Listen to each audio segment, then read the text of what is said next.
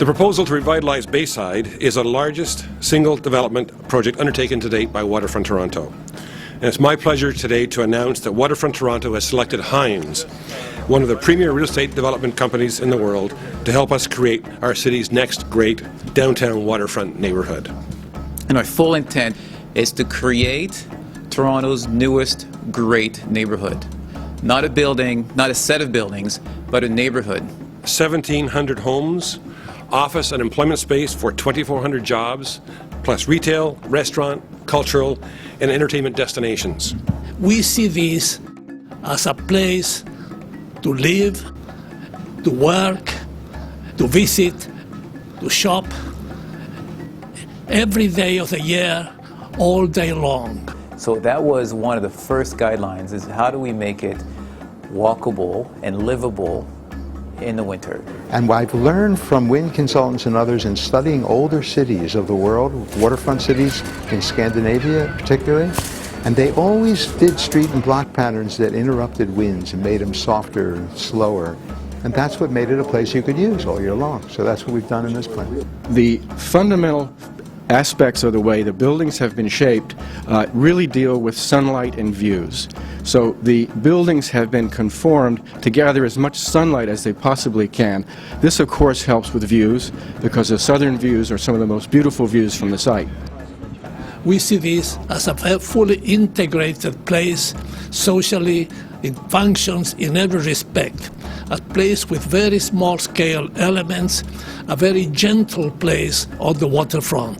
But the key is Bonnycastle. We need to make this main street work like all the great main streets of neighborhoods. And it's kind of a simple retail plan, double-loaded, continuity, no big surprises, and in the middle of it, Bayside Hall. And arriving at the lake is another big experience. So all along Bonnycastle Main Street, it's constantly a new and different feeling. Bayside Hall will be built in Phase 1. It connects Bonnycastle on its one side to Sherbourne Common on the other side.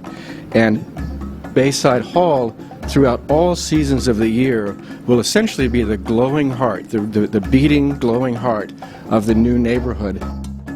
We want this a neighborhood of intimacy.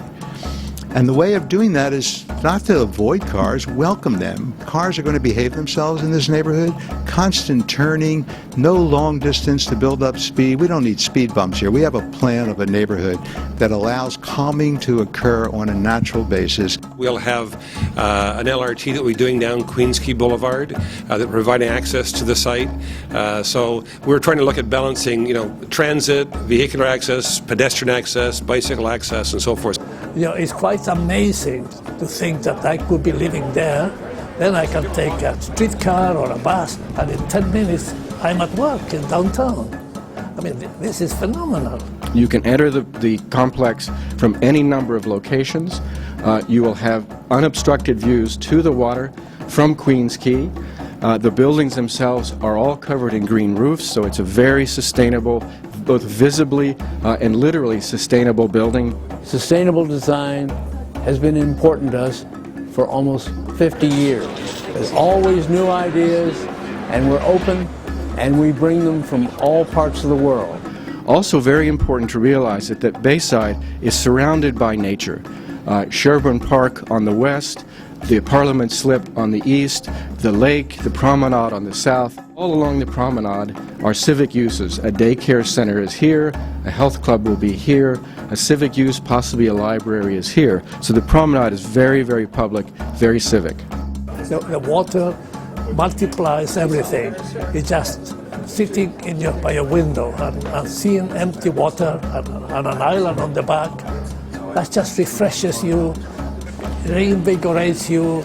Many of your worries just wash away just by being there.